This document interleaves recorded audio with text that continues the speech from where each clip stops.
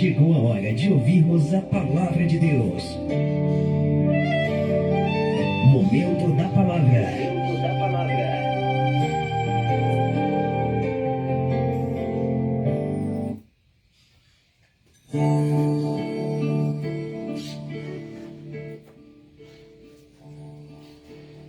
No livro de Gênesis, capítulo 50, versículo 20, vocês planejaram mal contra mim, mas Deus o tornou em bem, para que hoje fosse preservada a vida de muitos. Glória a Deus. Esse texto da Bíblia se refere a José, filho de Jacó. Para você entender esse texto, você tem que conhecer a história de José. José, ele nasce, é o filho da promessa de Jacó, mas ele tem muitas dificuldades na vida. Por quê? Porque os seus irmãos, os irmãos de José, a Bíblia fala que eles tinham inveja de José. A Bíblia relata que eles perseguiam a José. Mas tudo isso tem um motivo. A Bíblia fala em Gênesis, capítulo 37, versículo 4. Vendo, pois, seus irmãos, que seu pai o amava mais do que todos eles, odiavam e não podiam falar pacificamente.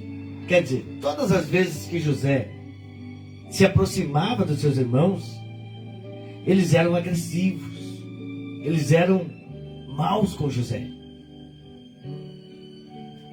Eles maltratavam José, desprezavam. José era maltratado no meio dos seus irmãos. Tudo isso a Bíblia fala. E tudo isso, sabe por quê? Porque a Bíblia fala que o pai de José o amava mais do que todos os outros. E quem que não quer ser amado por seu pai ou por sua mãe? Ele era o mais novo. Tinha os irmãos mais velhos, o primogênito. Com certeza o primogênito deveria pensar, não, mas eu deveria ser o primeiro. E eles odiavam José de tal forma, de uma forma muito violenta. A Bíblia diz que um determinado dia, Jacó resolve fazer uma túnica. A túnica, uma túnica especial, quando um pai, ele fazia esse presente, uma túnica especial, significava que ele estava colocando esse filho como o principal. A túnica representava que ele poderia ser um líder. Isso gerou mais motivo para odiarem José. E a Bíblia fala que eles não falavam com José de maneira pacífica. Eu imagino que José muitas vezes tentava se aproximar. Imagina, enquanto eles estavam trabalhando no campo, o pai de José não deixava José ir até os seus irmãos para trabalhar. Não, fica aqui.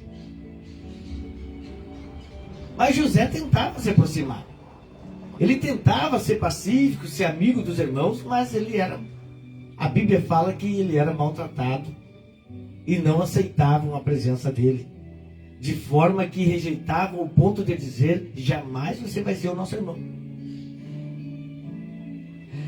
A Bíblia fala que um dia José, além dele ser desprezado, a Bíblia fala que um dia José inventa de contar um sonho. Ele teve um sonho. E ele conta para os seus irmãos. Olha, eu tive um sonho que todas as estrelas se dobravam para mim. Aí ele conta que até o sol e a lua se dobravam para ele. E os irmãos dele, você está querendo dizer que tu vai ser nosso líder? E até o pai de José se ofendeu, porque como é que o sol e a lua, o sol que representava o pai dele, a lua a mãe, até o teu pai e a tua mãe? E eles zombavam de José por causa desse sonho. A Bíblia fala em Gênesis 37, do 18 ao 20. Mas eles ouviam de longe, e antes que ele chegasse, planejaram matá-lo. E diziam, lá vem o tal sonhador. E diziam uns aos outros, é agora, vamos matá-lo. E jogá-lo num destes buracos, uma cisterna que tinha ali. Pegaram José, bateram em José,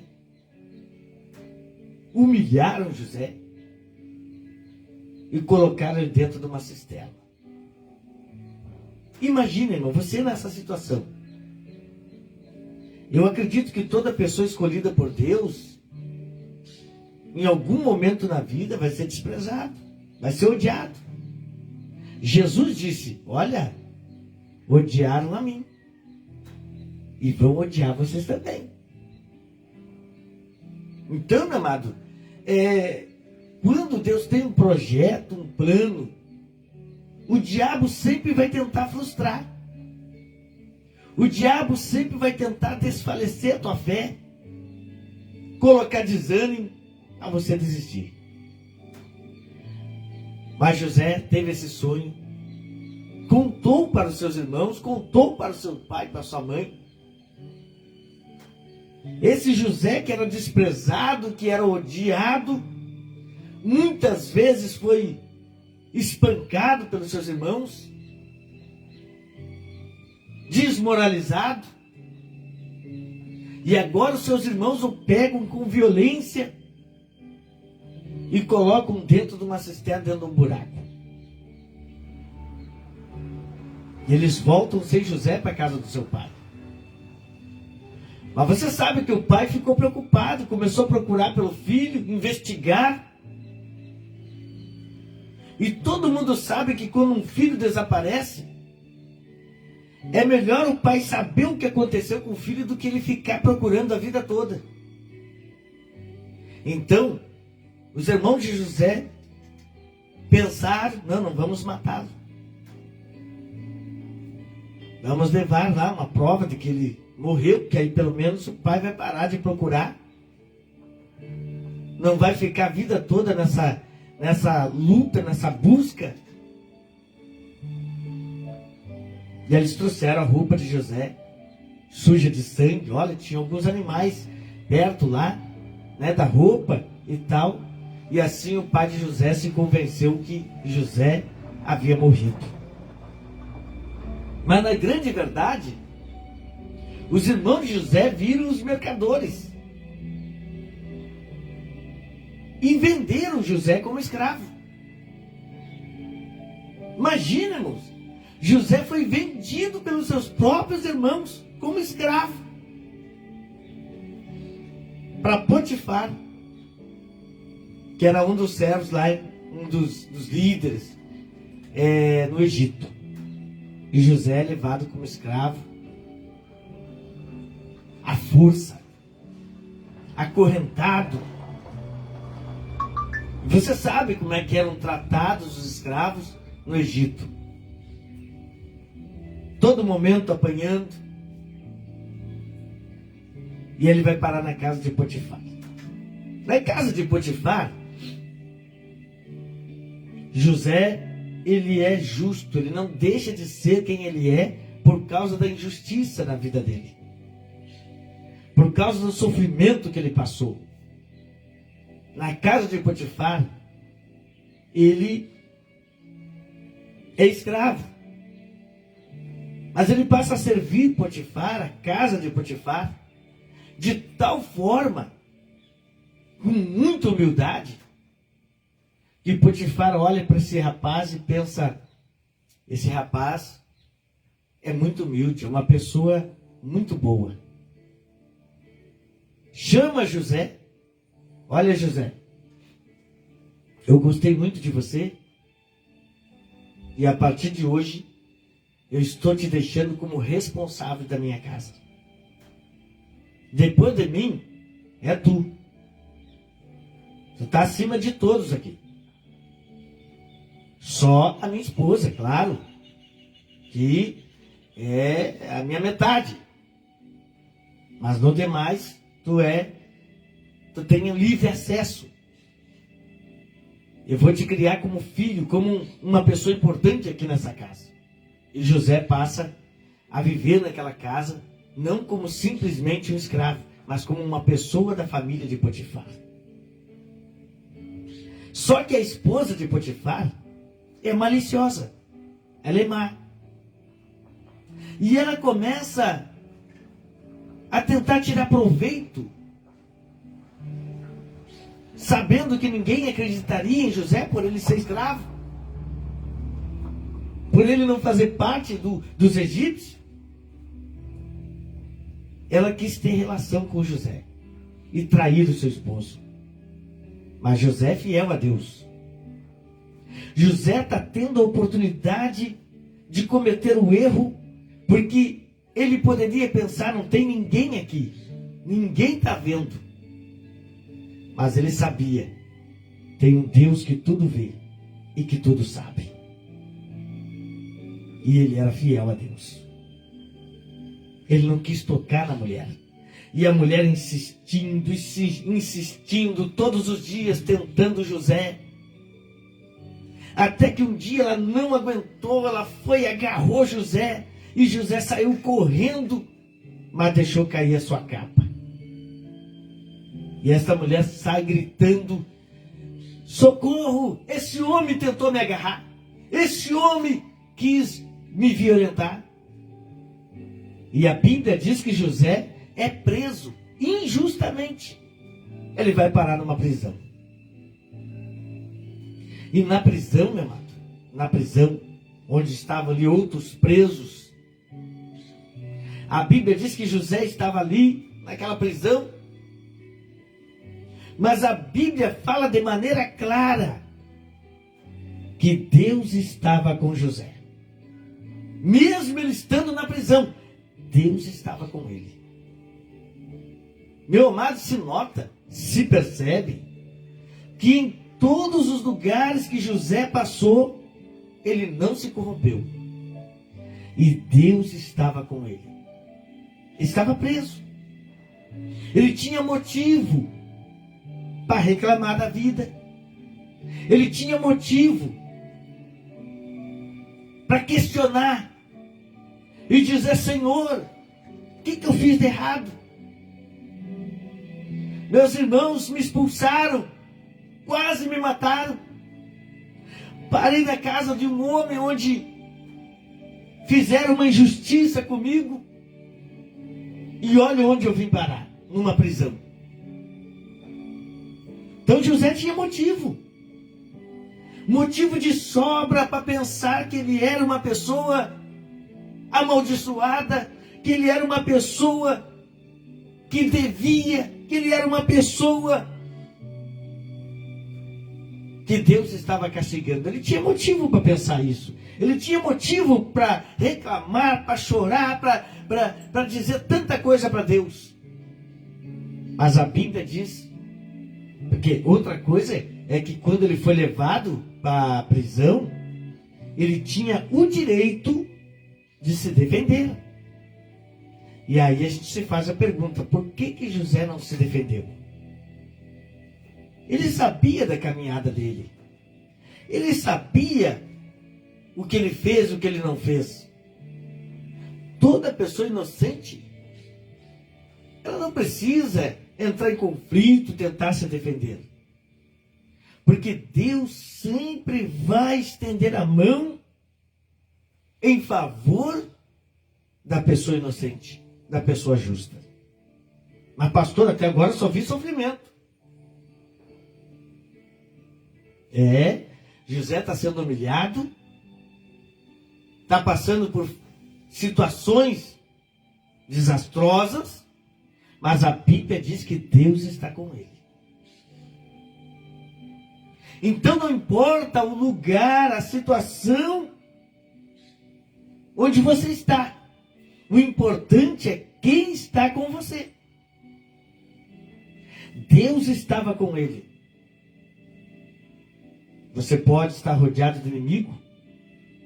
Você pode estar num lugar difícil. Mas o importante é Deus estar com você. A Bíblia diz que Deus estava com José. E ele estava preso. Naquela prisão, havia um homem que era padeiro, o outro era copeiro. Ambos estavam presos. E eles tiveram sonhos, ao qual José interpretou o sonho desses dois homens. Mas o que me chama a atenção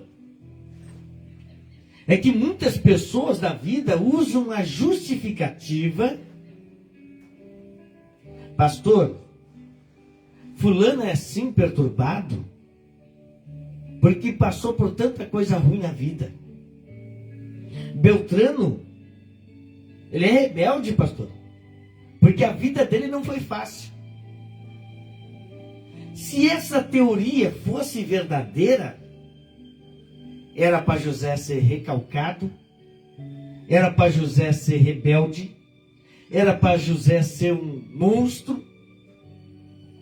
Mas a Bíblia diz que José era justo e que Deus estava com ele. As injustiças da vida só vão mudar o seu caráter se você quiser. Quantas pessoas que às vezes eles criticam aquela pessoa que é má, aquela pessoa que tem um caráter mau, mas por causa das injustiças da vida, acaba agindo do mesmo jeito. Pessoas que reprovam atitudes, mas por causa da atitude dos outros, acaba agindo do mesmo jeito.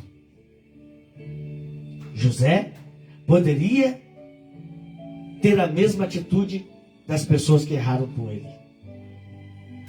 Mas não. A Bíblia diz que ele era justo, que ele era humilde, Deus estava com ele. E a Bíblia fala, amado, que ele teve interpretação do sonho, Deus começou a usar ele dentro da prisão. Isso significa que não importa a tua posição. Enquanto ele está na casa de Potifar, ele era líder na casa. Deus estava com ele. Quando ele foi para a prisão, ele era escravo. Ele estava preso, mas Deus estava com ele. Independente da posição, o importante é Deus estar com você. Ele interpreta o sonho do padeiro e do copeiro. O do padeiro, o padeiro sairia da prisão, seria morto. E o copeiro sairia da prisão, voltaria a trabalhar no palácio. Eu estou resumindo aqui essa interpretação. E até José disse para o copeiro: quando sair daqui, não te esquece de mim, hein? E a Bíblia diz que o copeiro saiu e esqueceu. Passou-se o tempo, passou muito tempo, ele esqueceu de José.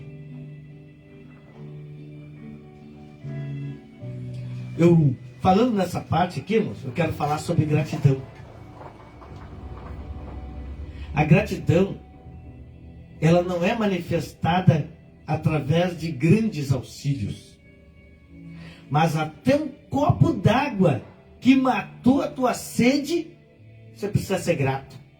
Porque aquele copo d'água matou a sua sede. Alguém te estendeu a mão para te dar aquele copo d'água. O ser humano precisa aprender a ser grato. A Bíblia diz: em tudo dê graça, porque esta é a vontade de Deus em Cristo Jesus. Então nós temos que aprender a dar graças a Deus. A ser grato, a reconhecer o que as pessoas fazem por nós. E a Bíblia fala, que o faraó, ele começa a ter pesadelos, começa a ter sonhos. E chama os magos, e chama os inteligentes da época, os cientistas. Chamam as pessoas que trabalham com ocultismo. Porque ele quer saber Por que todos os dias ele sonha a mesma coisa e ele é atormentado por esse pesadelo? Faraó, eu preciso que alguém me dê uma explicação. E a Bíblia fala, meu amado, que ninguém conseguiu interpretar o sonho de Faraó. Faraó, ele sonhava com os trigos, que daqui a um pouco apareceu outros trigos secos e os trigos devoravam aqueles. E depois ele sonhou com as vacas, umas vacas, elas eram magras, raquíticas. E ele sonhou com algumas vacas gordas, bonitas. E ele, o que significa esse sonho, essas vacas que são bem gordas e tal? E depois aquelas vacas magras, secas e que começa a devorar as outras. O que significa isso? Ninguém conseguia interpretar esse sonho. Mas toda aquela pessoa que é de Deus, que serve a Deus, foi Jesus que falou isso. Jesus disse para os discípulos: aos outros eu falo por parábolas, mas para vocês eu falo abertamente acerca do reino. Para vocês eu não falo por parábola. Então há pessoas, meu amado, que não vão entender os desígnios de Deus. Mas para aquele que é fiel, aquele que serve a Deus com sinceridade, com verdade, Deus, ele revela claramente aquilo que ele quer dizer. Aí o copeiro que estava lá lembrou de José. Olha, Faraó, quando eu estava preso, tinha um homem lá. Esse homem interpretou os sonhos dentro da prisão. E os sonhos que ele interpretou, que ele teve a interpretação, todos deram certo. Manda chamar esse homem. Chama esse homem. Quando José chega diante do Faraó, Faraó conta o sonho. Mas José está conectado com Deus. Aleluia. A Bíblia fala que aquele que se une ao Senhor é um espírito com Ele. O apóstolo Paulo disse: não vivo mais eu, Cristo vive em mim. Então quando ele está ali diante de Faraó, e o Faraó conta o sonho, as vacas magras e a vaca gorda. E aí o José começa a falar: olha, as 7 vacas gordas representa 7 anos de prosperidade. Vai ter prosperidade, vai ter fartura. Agora, as 7 vacas magras são 7 anos de escassez, de miséria, de flagelo. Pois é, mas e tem uma saída para isso? O que nós podemos fazer nesses 7 anos de miséria, de escassez? Deus deu essa revelação para o Senhor, porque existe uma saída. Quando Deus dá o sonho, Ele dá, sempre tem uma saída. Ele revela, Ele mostra para nos dar uma direção. E aí então, o Faraó, então, o que eu devo fazer? Aí o José, olha, nomeia um homem, uma pessoa, que possa organizar alimentos, que possa recolher alimentos e possa organizar, possa ajeitar e guardar em celeiros, para que quando vir o tempo da escassez, no Egito, possa haver fartura, possa haver, em abastança. Tem que ter alguém que possa administrar isso aí.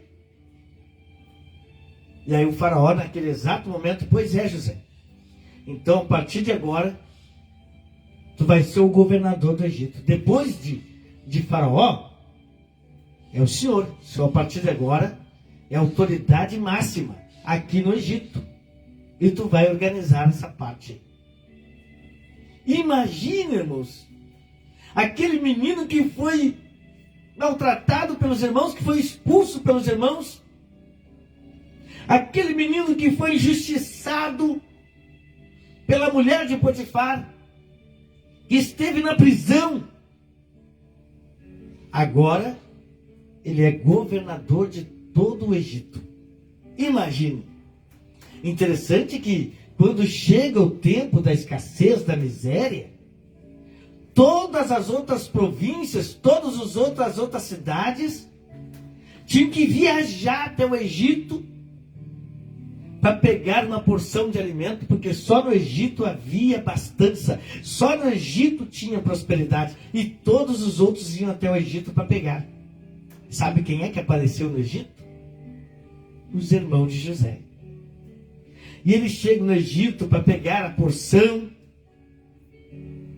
José vê eles, mas eles não reconhecem José. E José agora é o governador do Egito. Nunca eles poderiam imaginar que o irmão deles estava ali. É uma história muito fascinante, muito bonita, a história de José. Porque ele vê os seus irmãos e com certeza ele começa a lembrar de tudo o que aconteceu na vida dele. De tudo que ele passou. Aleluia. Louvado seja o nome do Senhor. E a Bíblia fala que eles são chamados, e eu estou resumindo aqui. Some algo que próprio José monta para que eles pudessem voltar novamente. Só que José diz para eles: olha, traga o irmão de vocês, o Benjamim. Se vocês trouxerem o irmão de vocês, eu vou ver que vocês têm palavra, que vocês não pegaram o objeto aqui e tal. E a Bíblia fala que eles vão, e agora o que nós vamos contar para o nosso pai?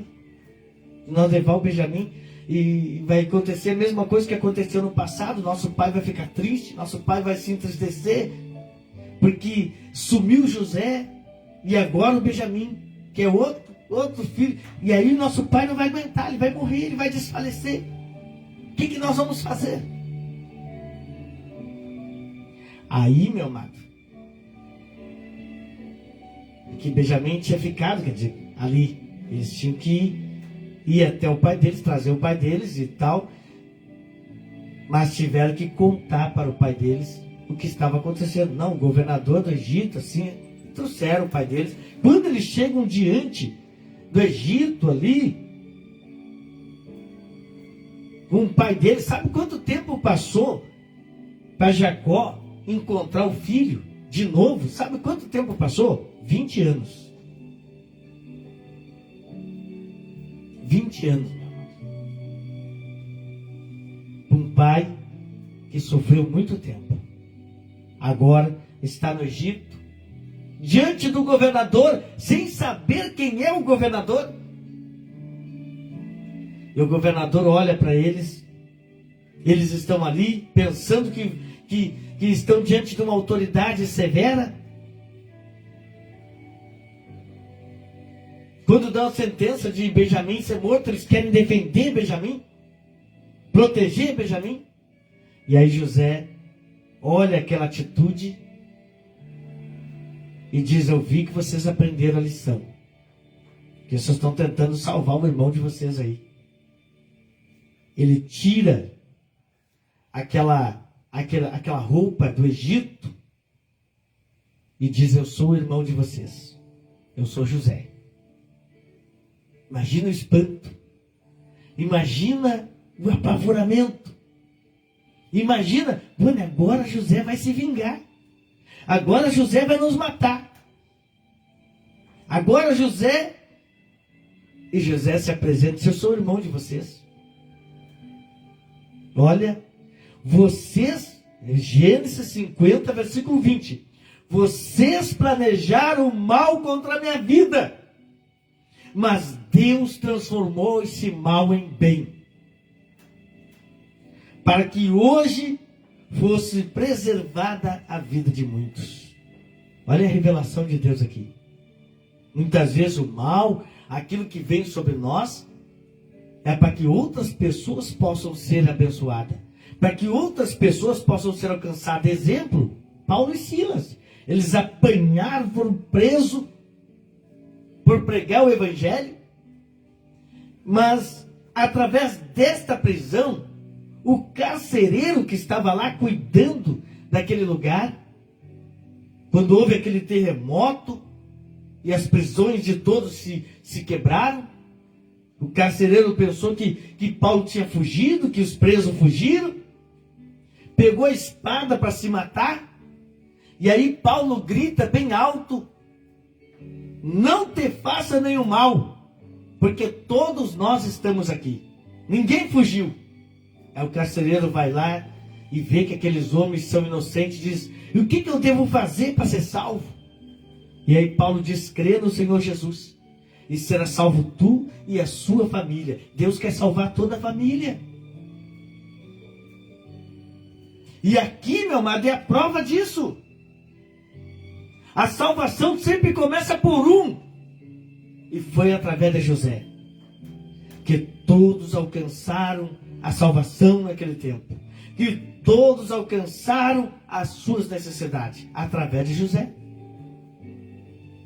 José se tornou governador do Egito para proteger o povo de Deus. Ele trouxe todo o povo para ali e cuidou do povo, alimentou o povo, cuidou do seu pai, cuidou da sua família, cuidou dos seus irmãos que tinham maltratado ele. José cuidou deles e cuidou de todo o povo de Israel. Mas tudo isso foi projeto de Deus. Tudo isso foi plano de Deus. Então, meu irmão, que você possa entender que as coisas que acontecem na caminhada da pessoa que com sinceridade serve a Deus, a Bíblia fala que até o mal contribui para o nosso bem, porque todas as coisas contribuem para o bem daqueles que amam a Deus, diz a Bíblia. Até esse momento ruim que você está passando, esta prova, esta luta, pode ter um propósito. Pode ser a salvação da sua família, pode ser a salvação de alguém, pode ser para que alguém seja abençoado. Deus, Ele permite um momento na nossa vida para nos conceder uma bênção maior, muito maior, porque quanto maior a prova, maior é a vitória. Então que você possa tomar posse da bênção, que você possa tomar posse da vitória, jamais se justifique pelos flagelos da vida que você passou. Jamais diga: eu sou assim porque eu fui maltratado. Não, você é assim porque você quer. Se você quiser ser uma pessoa do bem, uma pessoa boa, uma pessoa de Deus, ninguém pode tirar isso de você. Mesmo que você seja perseguido, seja maltratado. Jesus foi maltratado. Ele foi levado por uma cruz. Enquanto estavam o crucificando, enquanto estavam ali o injuriando, espraguejando, blasfemando dele, ele disse: perdoa eles, porque eles não sabem o que fazem. Então, meu amado, Deus está chamando você. Aquele que é escolhido é mais resistente, é mais forte a essas coisas que acontecem na vida. José podia muito bem desistir. Ele podia muito bem desfalecer. Ele podia muito bem reclamar. Mas quando nós estamos no centro da vontade de Deus, nós sabemos que todo momento tem um propósito. Tudo que acontece na vida tem um propósito. Meu amado, receba esta palavra. Em nome de Jesus, aprenda a perdoar quem quer que seja. Nós vamos rodar uma canção. Já voltamos com o programa Concentração Divina.